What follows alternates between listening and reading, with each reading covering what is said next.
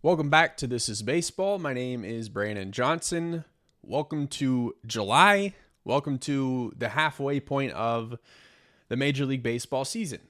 It's been honestly a pretty great season in 2025 so far. There's been a lot of things that have happened that we fully expected to happen, and then there's been a lot of things that have surprised us along the way. We've kind of been talking about that as the season has gone by anyway, with teams like Baltimore not performing the way that we expected them to. They had to fire their manager, Brandon Hyde. They were a team that had full expectations to be competitive this year. The pitching was a large issue with them. Go over into the National League, and you have the Dodgers, who obviously, World Series champions in 2024. We expected them to have the potential to run it back, and they're in first place in the National League West, which is not even remotely surprising. But I would have thought that they were going to be further ahead in the National League West. They're just now in the last couple of weeks starting to kind of pull away from the rest of the division. And that's not because the Dodgers are a bad team. They're 20 games over 500, which is obviously a pretty awesome place to be. But it's teams like the Padres, who we knew would be a contender, but also the Giants have been very good this season. Both the Padres and the Giants, as I record this, are 6.5 games back in the National League West race. And I don't feel like either of them will catch the Dodgers. I think that both of them are going to be playing for a wild card spot. Both of them sit a game and a half out of the wild card right now.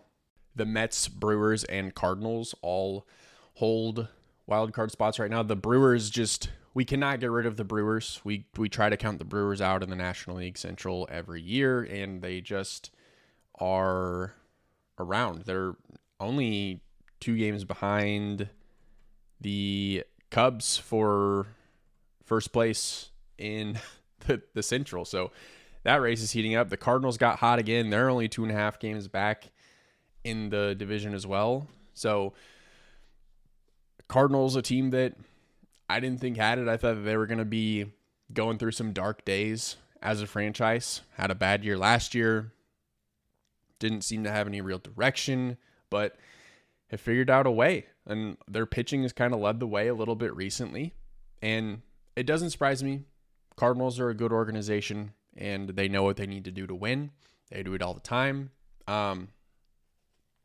But yeah, the sticking with kind of the National League, one of the bigger surprises is obviously the San Francisco Giants. Had their kind of fluky year in 2021, won the division, won over 100 games, lost to the Dodgers in the division series, and then have been just not very good since. But made one of the biggest trades in the 2025 season and going out and getting Rafael Devers. It's a player that can not only help you today, but it's going to be able to help you for the next decade. He was not very far into a mega contract with the Boston Red Sox before things fell apart over there. Buster Posey and the Giants felt like they could bring him over and he could help them. And that tells you that the Giants are for real and they feel like they belong, which is good because the Giants were a team that early on in the season, it was kind of a wait and see for them. Let's get to that magical June 1st date in the calendar and see if a team is for real or if they're fake. And the Giants have stuck around, and making a move like Rafael Devers tells you that not only are we trying to win this year, but we're going to try and win for the next decade to come. Now, obviously, you are in an interesting situation if you're really anybody in the National League West because of the billions of dollars that the Los Angeles Dodgers have put into their roster. So you've got big competition there. Now you don't necessarily need to go and spend $1 billion in one off season or invest $1 billion into 2 or 3 players, but you got to keep up somehow. And that's just another way that they can do it. The Giants missed out on a couple of free agents in the past. They were in talks to get Aaron Judge at one point. Could you imagine Shohei Ohtani and Aaron Judge playing in the same division? Obviously that didn't work out, and Aaron Judge went back to New York, but this is a way for the Giants to kind of get in there and have a premier player like Rafael Devers on their roster for years to come. Looking at the Atlanta Braves and how their season has gone, I'm always pretty high on the Braves on this podcast, and thought the NL East was a 3-team race. Braves obviously got off to a very, very poor start at the beginning of the year, from a record standpoint, and just injuries and suspensions. And when you play with the Phillies and Mets, you can't really afford to get off to a slow start, because odds are they are going to do the things that they're supposed to do. So Phillies and Mets are 1 and 2 in the East right now. The Phillies are playing significantly better baseball than the New York Mets. The New York Mets just had a team meeting, a players-only meeting, and if you're having a players-only meeting, that means that things are not going well. So they're 3-7 in their last 10, just trying to hang on. They have a wild card spot right now if the season ended today, but the Mets are a team that feels like they should be in first place in this division. Now, obviously, the season doesn't end today, so it doesn't matter, but game and a half behind the Phillies, and it's going to be a really fun division to watch down the stretch. From an American League standpoint, Houston Astros being on top of the West, not surprised. They're now 6.5 games up in that division. This was a division that I kind of talked about a month and a half ago. The Rangers and Astros both had great pitching. Their offense wasn't really moving the way that you wanted it to. And Seattle was just kind of floating there, being an average team, but taking advantage of the poor play of the Astros and Rangers. And I felt like one of the two teams in Texas, if not both, would right the ship, and it ended up being Houston, unsurprisingly. And now they're 50-34, 6.5 games above Seattle. Seattle's 43-40. And the Rangers are actually in 4th now. The Angels are half a game ahead of them. But the Rangers are interesting because they remind me a lot of the Royals, and we'll get to the Royals in a little bit. Really good pitching staff, but can't find the offense. But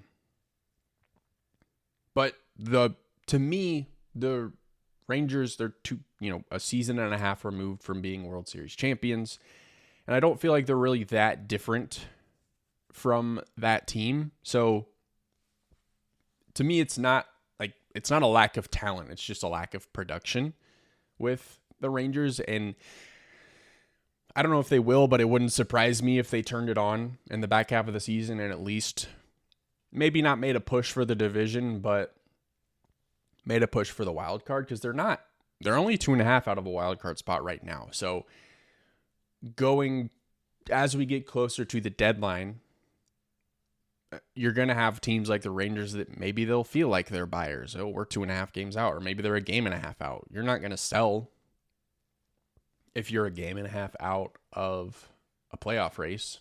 And it stinks for the Mariners, because I knew the Mariners would fall off. That's just what they do. And I feel like I probably sound like a Mariners hater on this podcast, because I think I talk about it every year, how the Mariners do this. And I just don't believe in what they do, but just history keeps repeating itself with the Mariners. Is they make you feel like they're competitive, whether it's at the beginning of the season or they go on a run late in the season and kind of get back in there, but then they don't take care of business down the stretch in September when it matters the most. So that's where the Mariners are, and I feel like the Astros are going to end up winning this division comfortably yet again. American League East. Listen, I thought this was Baltimore's division to lose. I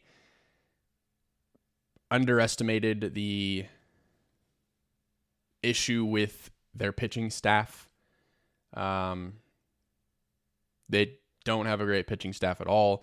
Obviously, Brandon Hyde got let go from his position. Yankees are on top, which I think, obviously, if the Orioles are not going to perform the way that I had expected them to, then the Yankees makes the most sense. I know there was questions of Juan Soto's absence, but they've really not had any issues. They've been able to bring in, like, Paul Goldschmidt's been fantastic. A player that kind of thought that maybe he didn't really have anything left in the tank, but he's been a little bit rejuvenated over there. And the Rays, of course, in second place, they're only a game and a half back. The Rays, who play obviously in a AAA stadium right now, down in Florida because Tropicana got hit by the hurricane. MLB and the Rays are actually talking about potential alternate playoff sites for the Rays should they get to the ALCS or the World Series. Because obviously you don't necessarily want your championship series or your World Series being played in a tiny stadium. I'm sure that now the Athletics are 18 games under 500, so it's not really a conversation there, but I think if the A's were in a similar situation, the league would be having a conversation with them as well for alternate sites. But the Rays don't surprise me. Again, another organization that's just really well run and understands how to be competitive in a pretty tough division. But let's get to the American League Central. Detroit on top, best record in the league, 53-32. They're tied with the Dodgers, so it's not a bad place to be if you're the Tigers, because we all know that the Dodgers are good. So if you're having a similar record to the Dodgers, you're probably in a good spot. And I've said it a lot. This is a frustrating division for me because I'm from Kansas City. I'm a Royals fan, and I felt like the Tigers and the Royals were always kind of on the same trajectory.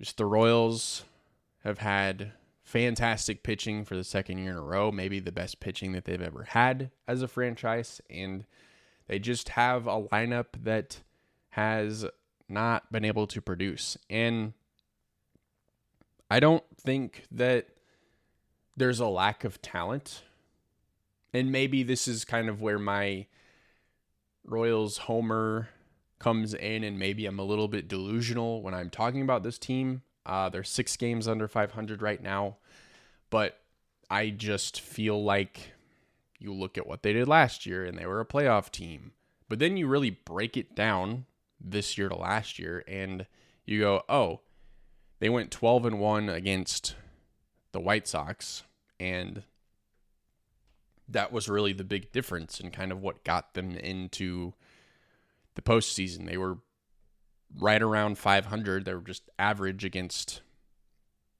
every other team in the league. And now they've already lost more games against the White Sox this year than they lost all of last year against them. And they cannot beat good teams whatsoever. They just dropped a series to the Dodgers.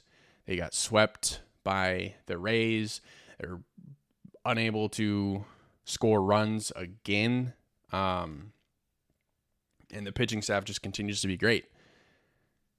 So to me, it's can they fix the hitting? And there's been discussions locally around what to do, as far as should the Royals fire their hitting coach or they fire Alex Zumwalt. And it's tough because I feel like at this point you could go either way with it. I think the positive of doing that is you're sending a message and saying this performance is not okay, and sending a message to the fans really more than anything. But I don't know if firing your hitting coach on July 1st is just going to magically make your offense better, because that's the trouble is, okay, you fire your hitting coach, and what if they just continue to stink or they get worse? Then when you get to the offseason, are you firing your manager, or what are you doing? Now, I do think some of the offensive production or lack thereof has to fall on the front office, because the front office knew full well that players like Hunter Renfroe and MJ Melendez were not really cut out for this Royals team, but they stuck with them anyway. And you DFA'd Hunter Renfroe. You sent MJ Melendez down very early on in May. So having them two in your lineup every day for a little over a month or a month and a half really set your team back. You could have gone out and gotten some offensive talent. You had players like Tyler O'Neill that was available. Anthony Santander was available. Jurickson Profar was also available. Obviously, knowing what we know about Profar now, it's good that that didn't happen, but there were options out there for you, and you stuck with players that you probably should have known at this point that they weren't going to work out. Hunter Renfroe had a bad season last year, and I understand the thought was he could turn it around. He can't be worse than last year. MJ Melendez shows flashes of greatness and potential, but it's just me. I never really believed in him. I looked at him the same way as I looked at Adalberto Mondesi. They kept telling us he has all the talent in the world, but I just never saw it, and we gave him yet another chance. And I think when you are a team like the Royals, who just went to the postseason last year, won a postseason series, you can't really afford to, when you feel like you're in a winning situation, you can't really afford to have players really three outfielders that just do not produce offensively. You could maybe have one that's okay, and that can be Kyle Isbell, your center fielder, but your corner outfielders cannot just be pretty much useless every time they come up to the plate, and that's what you rolled with. Now you've brought up Jack Caglione, who obviously I think it made sense to bring him up. He was absolutely destroying in the minors. Maybe you could have waited a month and we could be talking about him coming up in the next 2 weeks instead of already being up here about a month. Because he hasn't been particularly great in the majors. Now at this point, you might as well just let him figure it out up here and fail at the highest level. And then I fully believe that he will turn it around, but it's just frustrating that you have a team that you have a great pitching staff, and you have brought back Seth Lugo, who's been great again, Michael Wacha, Cole Reagans, who obviously is hurt, but has been done really well in his time here. Then you bring up Noah Cameron to make a spot start, and turns out he's amazing as well. Chris Bubich, who I will always admit I was not a believer in him being a starter, but he's been a Cy Young candidate. And honestly, if everything falls apart here for the Royals over the next month, he could be somebody that potentially gets moved. I think Seth Lugo is somebody that could potentially get moved as well.